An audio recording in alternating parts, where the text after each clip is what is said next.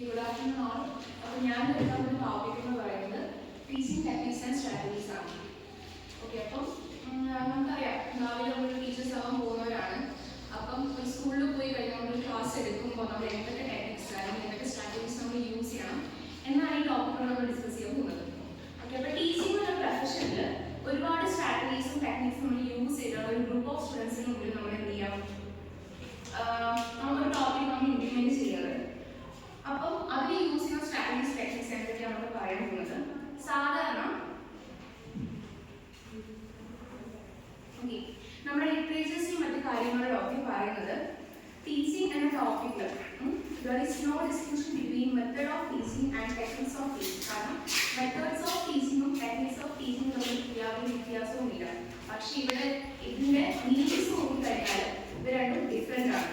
Okay, അപ്പോൾ methods of teaching എന്ന് പറയുന്നത് the way and procedure through which learning can achieve, നമുക്ക് ഏതൊക്കെ വഴികളും നമുക്ക് ലേണിംഗ് അച്ചീവ് ചെയ്യാൻ പറ്റുമെന്നാണ് മെത്തേഡ്സ് ഓഫ് ടീച്ചിങ്ങിലൂടെ പറയുന്നത്. And techniques of teaching means special skills enrolled by the course of teaching. Course of ടീച്ചിങ്ങിലൂടെ ആ ടീച്ചർ ഇംപ്ലിമെന്റ് ചെയ്യുന്ന സ്പെഷ്യൽ സ്കിൽസിനാണ് നമ്മൾ പറയുന്നത് ടെക്നിക്സ് ഓഫ് ടീച്ചിങ് എന്ന് പറയുന്നത്. ഓക്കെ, നെക്സ്റ്റ് സ്ട്രാറ്റജീസ് ആണ് എന്താണ്.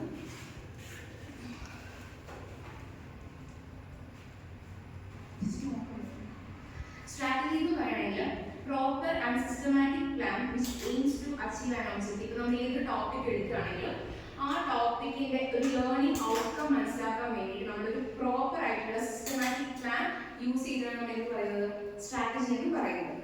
ഓക്കെ,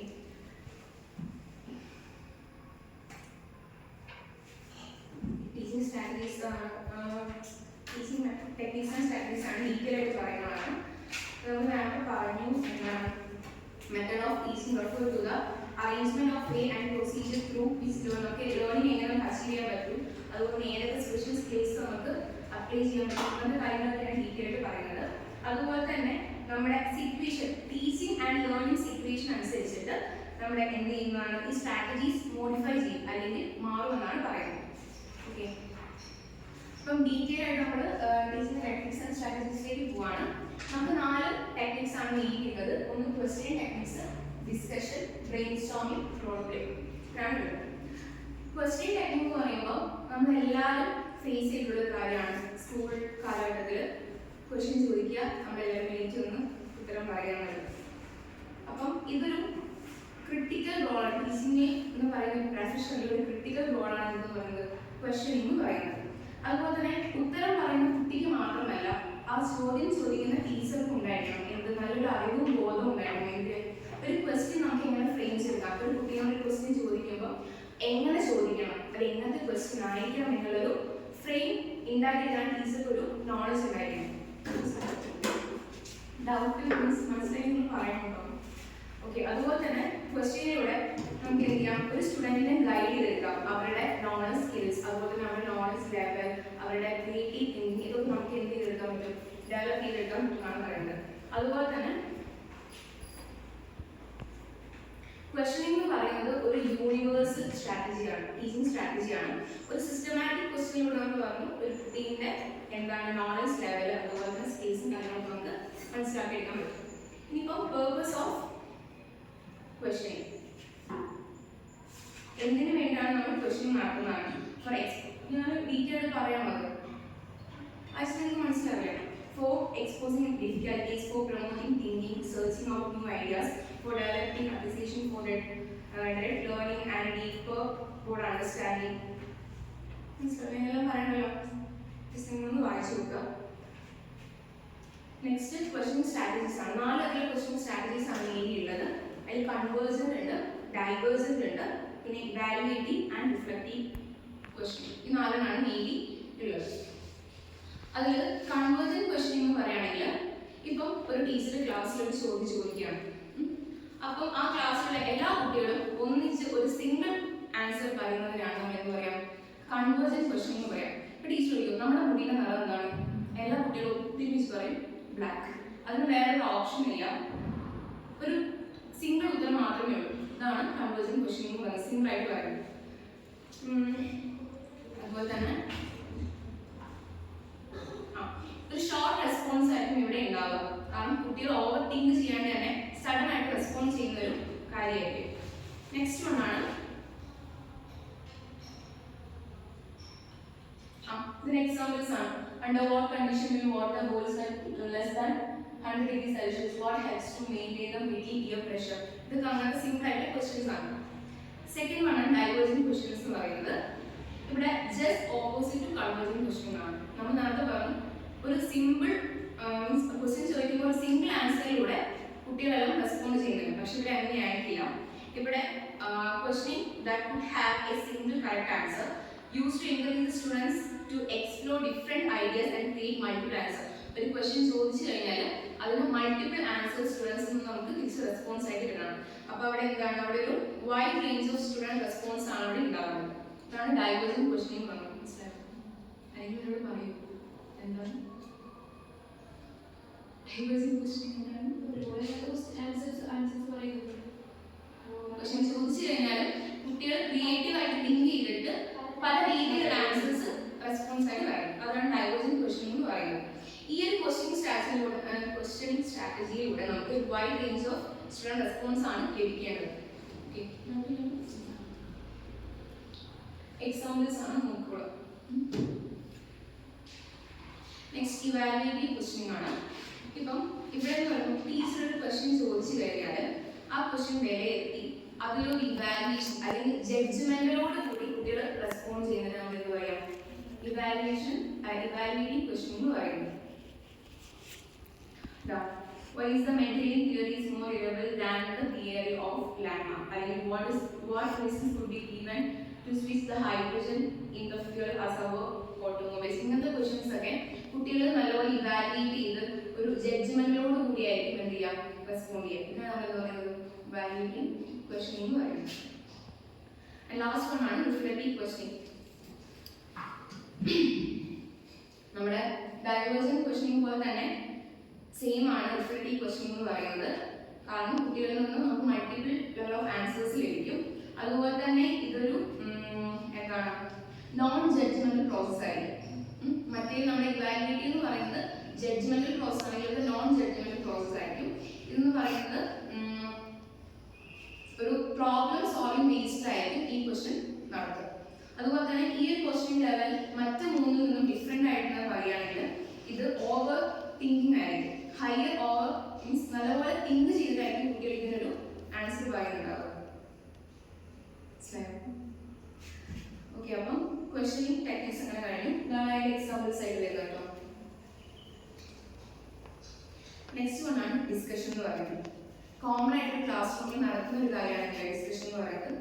അപ്പം ഈ ഡിസ്കഷൻ നടത്തുമ്പോൾ എപ്പോഴും ടീച്ചർ വെൽ പ്ലാൻ അല്ലെങ്കിൽ കെയർഫുള്ളി പ്ലാൻഡ് ആയിരിക്കണം.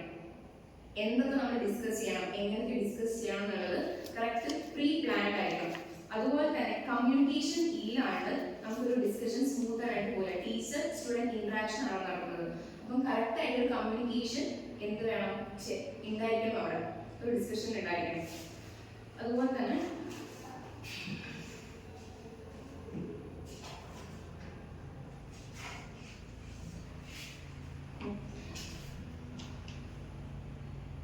ഡിസ്കഷന്റെ കുറച്ച് സ്റ്റെപ്സ് ആണ് പറയുന്നത്.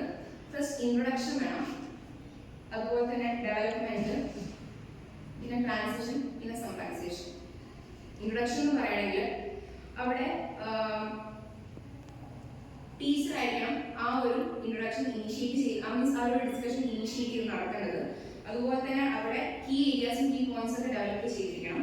ഡെവലപ്മെന്റ് എന്ന് പറയുന്നത് ഈ പോയിന്റ്സും മറ്റൊരു കാര്യങ്ങളൊക്കെ യൂസ് ചെയ്തിട്ട് നമ്മൾ എന്ത് ചെയ്യാം, ഡിസ്കഷൻ മുന്നോട്ട് കൊണ്ടുപോകാം. ട്രാൻസിഷൻ എന്ന് പറയുകയാണെങ്കിൽ എല്ലാ സ്റ്റുഡൻസിന്റെ പാർട്ടിസിപ്പേഷൻ ആയാലും നമ്മൾ ഉണ്ടോ എന്ന് നമ്മൾ എൻഷുർ ചെയ്യണം. സമ്മറൈസേഷൻ എന്ന് പറയുകയാണെങ്കിൽ എല്ലാ ഡിസ്കഷൻ കഴിഞ്ഞ ശേഷം അഡീഷണൽ സപ്പോർട്ടിംഗ് മെറ്റീരിയൽസ് ഉപയോഗിച്ചുകൊണ്ട് ആ ഒരു ഡിസ്കഷൻ നമുക്ക് എങ്ങനെ ജഡ്ജ് ചെയ്യാം അല്ലെങ്കിൽ ഇലാബറേറ്റ് ചെയ്യാൻ പറ്റുമെന്നാണ് സമ്മറൈസേഷൻ കൊണ്ട് ഉദ്ദേശിക്കുന്നത്. ഇത് മെറിറ്റ്സ് ആണ് പറയുന്നത്. ഡിസ്കഷനും മെറിറ്റ്സ് ആണ്. Provide opportunity to students to participate actively. പിന്നെ mutual interaction is established among peoples. പിന്നെ ക്രിയേറ്റ് ഇൻട്രസ്റ്റ് എമംഗ് പീപ്പിൾസ്. പിന്നെ ഫോസ്റ്റർ സോഷ്യൽ സ്പേസ്. പിന്നെ വരുന്ന ഡിമെറിറ്റ്സ് ആണ്. കൂടുതൽ ടൈം വേണം, അതുപോലെ തന്നെ എഫേർട്ട് ആയിട്ടൊരു കാര്യമാണ്. പിന്നെ ഒരു സൊല്യൂഷനിലായിരിക്കില്ല ഈ ഒരു ഡിസ്കഷൻ ഒരിക്കലും എൻഡ് ചെയ്യുന്നത്. കുറച്ച് സ്റ്റുഡൻസിന് മാത്രമായിരിക്കും ഈ ഒരു ഡിസ്കഷനിൽ എന്ത് ചെയ്യാൻ പറ്റുള്ളൂ, ഡോമിനൻ്റ് ആയിട്ട് നിൽക്കാൻ പറ്റുള്ളൂ. അതുപോലെ തന്നെ എല്ലാ ടോപ്പിക്സും നമുക്ക് ഈ ഒരു ഡിസ്കഷനിലൂടെ കവർ ചെയ്തെടുക്കാൻ പറ്റില്ല. നെക്സ്റ്റ് ഒന്നാണ് ബ്രെയിൻ സ്റ്റോമിംഗ്. നമ്മൾ പണ്ടോട്ട് കേട്ട് വരുന്നതാണ് ബ്രെയിൻ സ്റ്റോമിംഗ്. ആർക്കും പറയാൻ പറ്റും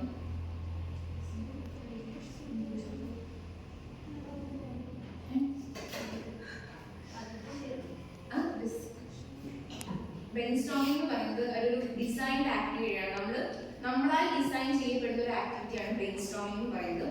ഒരു ഗ്രൂപ്പ് ഓഫ് പീപ്പിൾ ഒന്നിച്ചിരുന്ന് ഒരു പുതിയൊരു ക്രിയേറ്റീവ് ആയിട്ടുള്ള ഒരു ഐഡിയ അല്ലെങ്കിൽ ഗോൾസ് എല്ലാം അവരെ ഡിസ്കസ് ചെയ്ത് അതിനെ എക്സ്പ്ലോർ ചെയ്യുന്നതിനാണ് നമ്മൾ എന്ന് പറയുന്നത് ബ്രെയിൻ സ്റ്റോമിംഗ് എന്ന് പറയുന്നത്. ഒരു ഗ്രൂപ്പ് ഡിസ്കഷനാണ് നമ്മൾ എന്ന് പറയുന്നത് ബ്രെയിൻ സ്റ്റോമിംഗ് എന്ന് പറയുന്നത്. ഇതിന്റെ മേജർ പേർപ്പസ് എന്ന് പറയുന്നത് is to stimulate thinking and bring out the range of ideas. നമ്മുടെ എല്ലാവരും ഒന്നിച്ചിരുന്ന് വൈഡ് റേഞ്ചിൽ നമ്മൾ കാര്യങ്ങൾ ഡിസ്കസ് ചെയ്ത് പുതിയ ഐഡിയാസ് ക്രിയേറ്റ് ചെയ്യുക എന്നാണ് ബ്രെയിൻ സ്റ്റോമിങ്ങിന്റെ മെയിൻ പേർപ്പസ് എന്ന് പറയുന്നത്. ബ്രെയിൻ സ്റ്റോമിംഗ് നടത്തുന്നതിന് കുറച്ച് എന്താ പറയുക കാര്യങ്ങൾ നമ്മൾ ഫോളോ അപ്പ് ചെയ്യേണ്ട കുറച്ച് കാര്യങ്ങളുണ്ട്. എന്ന് പറയുമ്പോൾ എല്ലാ മെമ്പേഴ്സിനെയും പാർട്ടിസിപ്പേഷൻ നമ്മൾ അതിൽ എൻഷുർ ചെയ്തിരിക്കണം.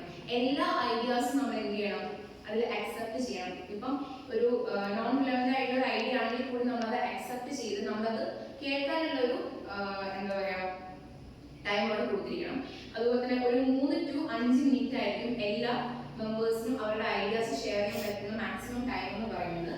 അതുപോലെ തന്നെ എന്താണ്, എല്ലാ സജഷൻസിനും നമ്മൾ കമന്റ് കൊടുക്കും. മീൻസ് ബാക്കിയുള്ള ഇപ്പൊ ഒരു ഗ്രൂപ്പ് ഓഫ് പീപ്പിൾ ഉണ്ടെങ്കിൽ അതിൽ ഒരാളൊരു സജഷൻ ഒരാളൊരു ഐഡിയ പറഞ്ഞാൽ ബാക്കിയുള്ള എല്ലാവരും എന്ത് ചെയ്യണം, അതിന് കമന്റും സജഷനും കൊടുത്തിരിക്കണം. അതുപോലെ തന്നെ ഇപ്പൊ ഒരു ഐഡിയ നമ്മൾ മുന്നോട്ട് വെച്ച് കഴിഞ്ഞാൽ എന്തൊക്കെ മാറ്റങ്ങൾ നമുക്ക് അതിൽ വരുത്താം, എങ്ങനെ അത് ഇലാബറേറ്റ് ചെയ്ത് സക്സസിലേക്ക് എത്തിക്കാം എന്നുള്ള രീതിയിലുള്ള സജഷൻസ് ആയിട്ടാണ് നമ്മൾ കൊടുത്തിരിക്കേണ്ടത്. അതാണ് മെയിൻ ആയിട്ടുള്ള ബ്രെയിൻ സ്റ്റോമിംഗ് നമ്മൾ മീൻസ് പാലിക്കേണ്ട കുറച്ച് കാര്യങ്ങൾ എന്ന് പറയുന്നത്. ഇനി എൻ്റെ മെറിറ്റ്സും കാര്യങ്ങളൊക്കെയാണ്. ക്രിയേറ്റീവ് ആവാനും ഇന്നോവേറ്റീവ് ആവാനൊക്കെ സഹായിക്കുന്നുണ്ട്. എല്ലാ പീപ്പിൾസിനും ഒന്നിച്ച് ഇതിൽ പങ്കെടുക്കാനുള്ള ഓപ്പർച്യൂണിറ്റി കിട്ടുന്നുണ്ട്. പിന്നെ പ്രോബ്ലം ഓറിയന്റഡ് ടീംസ് ആയിരിക്കും മെയിൻലി ഉണ്ടാവുക.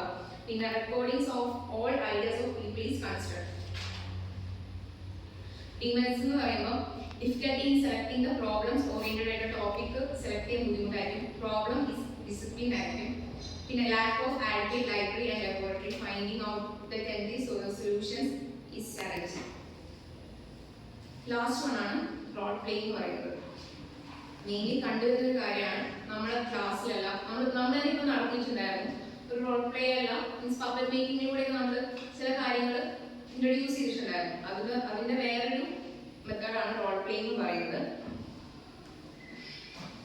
ഇതൊരു ടീച്ചിങ് ടെക്നിക്കാണ്, ഒരു എക്സ്പെരിമെന്റൽ ലേണിംഗ് ആണ് എന്ന് പറയുന്നത് റോൾ പ്ലേ എന്ന് പറയുന്നത്. ഇപ്പൊ ഹ്യൂമൻ റിലേഷനിൽ എന്തെങ്കിലും പ്രോബ്ലംസ് ഉണ്ടെങ്കിലൊക്കെ അത് നമ്മൾ ഐഡന്റിഫൈ ചെയ്ത് ഒബ്സർവ് ചെയ്ത് അതിൽ റോൾ പ്ലേ ആയിട്ട് നമ്മൾ അനലൈസ് ചെയ്തിട്ട് നമ്മൾ എന്ത് ചെയ്യണം, അതിന് സൊല്യൂഷൻ കണ്ടെത്തുകയാണ് ചെയ്യുന്നത്. ഡീറ്റെയിൽ പറയുകയാണെങ്കിൽ ടൈമില്ലാത്തതുകൊണ്ടാണ്. ഓക്കെ, നമുക്ക് 2 തരത്തിലുള്ള റോൾ പ്ലേസ് ആണ് മെയിൻലി ഉള്ളത്. ഒന്ന് സ്ട്രക്ചർഡ് റോൾ പ്ലേ ഉണ്ട്, ഒന്ന് സ്പോണ്ടേനിയസ് റോൾ പ്ലേ ഉണ്ട്.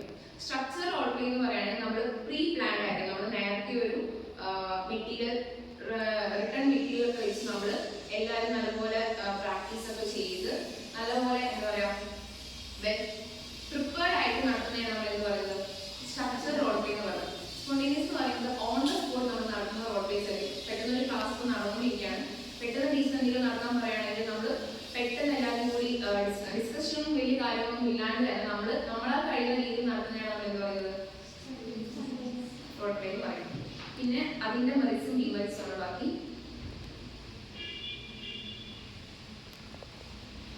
മെറിറ്റ്സ് എന്ന് പറയുകയാണെങ്കിൽ നമ്മുടെ തിങ്കിങ് സ്റ്റിമുലേറ്റ് ചെയ്യുന്നുണ്ട്. Create A fun environment which enhance the learning. It is useful in leadership training and it may draw out the shyness. നമ്മുടെ കൂടെയുള്ളവരുടെ ഒരു മടിയും ചമ്മലും കാര്യങ്ങളൊക്കെ മാറ്റാൻ വേണ്ടി റോൾ പ്ലേ ഒരുപാട് ഹെൽപ്പ് ചെയ്യുന്നുണ്ട്. ഡിമെറിറ്റ്സ് എന്ന് പറയുകയാണെങ്കിൽ ഇതിന് ഒരു കെയർഫുൾ പ്രിപ്പറേഷൻ വേണം. അതുപോലെ തന്നെ ടൈം കൺസ്യൂമിങ് ആണ്. അതുപോലെ തന്നെ ചിലവർക്ക് നമ്മൾ എത്രയൊക്കെ നമ്മൾ പുഷ് ചെയ്ത് വിട്ടാലും അവർക്ക് ആ ഒരു മടി ഉണ്ടാവും. എങ്ങനെ പോയാലും ചിലപ്പോൾ ഒന്ന് സ്റ്റേജിൽ കയറാനോ എന്തെങ്കിലും ചെയ്യാനൊക്കെ നല്ല മടി ഉണ്ടാവും. അപ്പം അങ്ങനത്തെ കാര്യങ്ങളൊക്കെയാണ് മെയിൻലി ഡീമെറിറ്റ്സ് ആയിട്ട് വരുന്നത്. കൺക്ലൂഷൻ. അപ്പം നമ്മൾ ഇത്രയും ഡിസ്കസ് ചെയ്യുന്നത് ടീച്ചിങ് ടെക്നിക്സ് ആൻഡ് സ്ട്രാറ്റജീസ് ആണ്. അപ്പം ടീച്ചിങ്ങിന്റെ ഇമ്പോർട്ടൻസ്, അതുപോലെ തന്നെ എന്തൊക്കെ ടെക്നിക്സും സ്ട്രാറ്റജീസും ഉപയോഗിച്ചുകൊണ്ട് ടീച്ചിങ് ലെവൽ ഇംപ്രൂവ് ചെയ്യാം. അതുപോലെ തന്നെ 4 തരത്തിലുള്ള teaching techniques: question techniques, discussion, brainstorming, role playing. അതിൽ ക്വസ്റ്റ്യൻ ടെക്നിക്സിൽ തന്നെ 4 വരുന്നുണ്ട്. ഏതൊക്കെയായിരുന്നു? Convergent, divergent, evaluative, reflective. Discussion നോക്കി, ബ്രെയിൻ സ്റ്റോമിംഗ് നോക്കി, റോൾ പ്ലേയിങ് നോക്കി. ആ ക്വസ്റ്റ്യൻ